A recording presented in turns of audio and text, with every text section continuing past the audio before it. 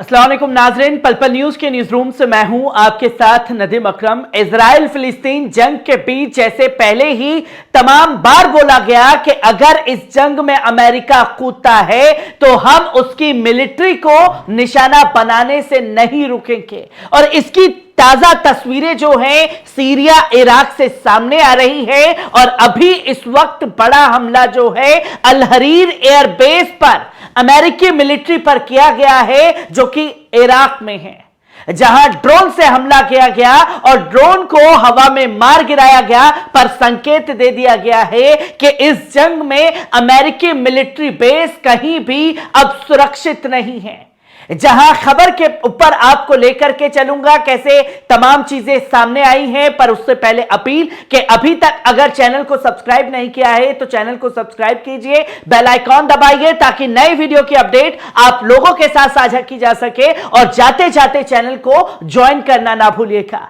जो तमाम चीजें सामने आ रही हैं और यह बड़ा हमला जो है अल हरीर एयरबेस पर किया गया है, और जंग के दौरान जो है अब तक ये 28वां हमला जो है अमेरिकी मिलिट्री बेस पर हुआ है, जो कि खुलासा खुद द वॉल स्ट्रीट जर्नल ने किया है, जहां साफ तौर पर इसका जिक्र किया गया, जो कि आप स्क्रीन पर साफ तौर पर यह देख सकते हैं कि exclusive arm drone hit US barracks in Iraq failed in.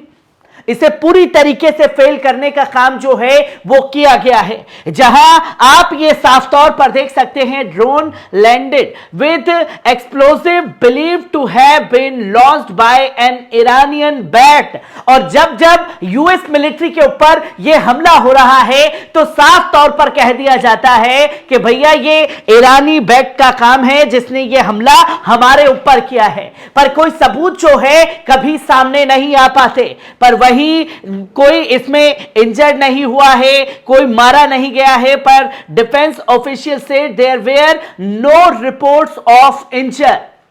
जो इंजरीज है उसमें किसी के घायल होने की कोई खबर नहीं है, क्योंकि यह ड्रोन से अल हरीर एयरबेस पर हमला किया जा रहा था, जिसे ऊपर में ही अमेरिकी मिलिट्री द्वारा मार गिराया गया है। जहां आप देख सकते हैं कि द वॉल स्ट्रीट जर्नल लिखता है कि the strike has raised fears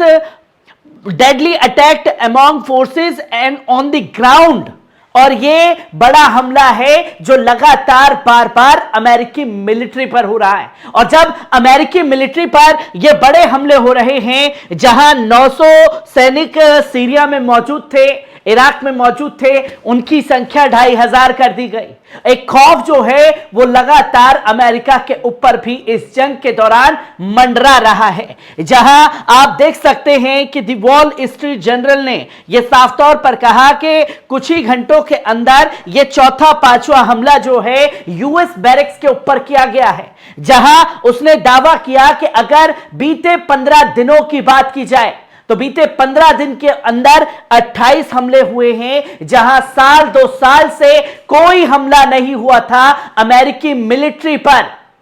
वहां अब सीरिया इराक में हमले उसके ऊपर तेज हो चुके हैं, जो कि आप ये देख सकते हैं कि इस्लामिक प्रतिरोध ने इसकी जिम्मेदारी ली। और डेट भी देख सकते हैं कि 4 नवंबर 2023, जो कि साफ तौर पर बोला है कि यह हमला हमारे द्वारा किया गया है और हम ऐसे ही हमला जारी रखेंगे अगर वो इस जंग में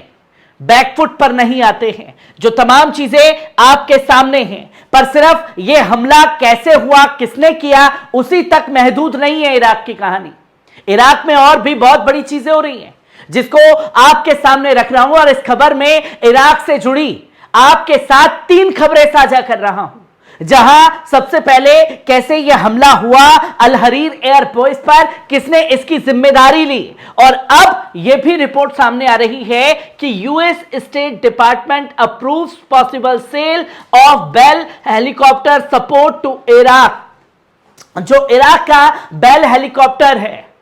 उसे बेचने की, उसे सेल करने का अप्रूवल जो है वो यूएस द्वारा दे दिया गया है, जो कि आप ये तस्वीर देख सकते हैं कि ये है वो हेलीकॉप्टर जिसे पूरी तरीके से अप्रूव कर दिया गया है। क्योंकि अमेरिका अपने खतरनाक जंगी हथियार भेजता है और जो हथियारों का इस्तेमाल जो देश उसकी बात नहीं मानता है, उसके खिलाफ तमाम तरीके से पाबंदी लगाई जाती है। काफी लंबे अरसे से जो ये डील है वो अटकी हुई थी और अमेरिका जिस तरीके से तमाम चीजों को अंजाम दे रहा है इस जंग में वो लोगों के सामने है और इराक में बढ़ रहे हमले खतरे की घंटी बार बार बजा रहे हैं अमेरिका के लिए, जहां उसे ये अप्रूवल अब देना पड़ा, जहां आप देख सकते हैं कि the US State Department approve the positional sales of support and related equipment for Bell helicopter for Iraq and cost in 300 million $300 million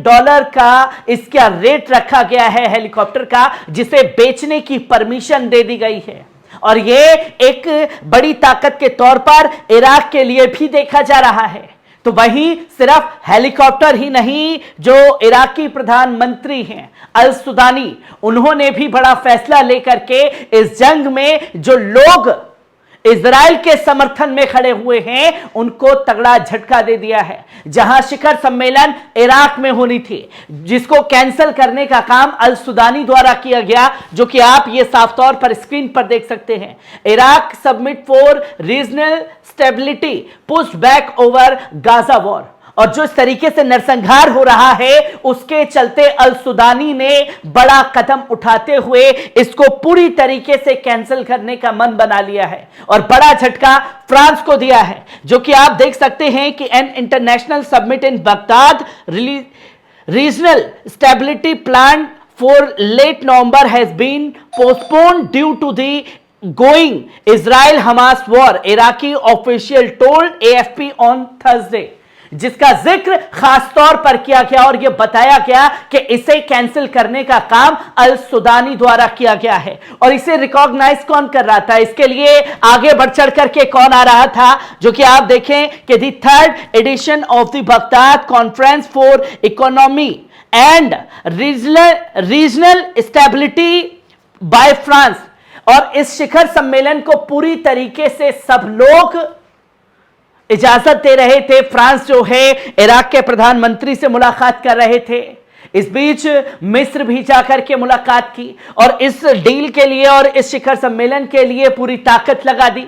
पर हमास और इजराइल की जो वॉर है उस वॉर के चलते इसे कैंसिल करने का काम कर दिया गया, जिसकी तमाम तस्वीरें लोगों के सामने आई हैं। जहां इराक में होते बार बार हमले अमेरिका के लिए खतरे की घंटी है और सीरिया भी रह रह करके अमेरिकी मिलिट्री पर हमले कर रहा है और यही हमले यमन से भी अमेरिकी मिलिट्री पर शुरू हो चुके हैं, जिसकी कई खतरनाक और खौफनाक तस्वीरें लगातार सामने आती जाएंगी।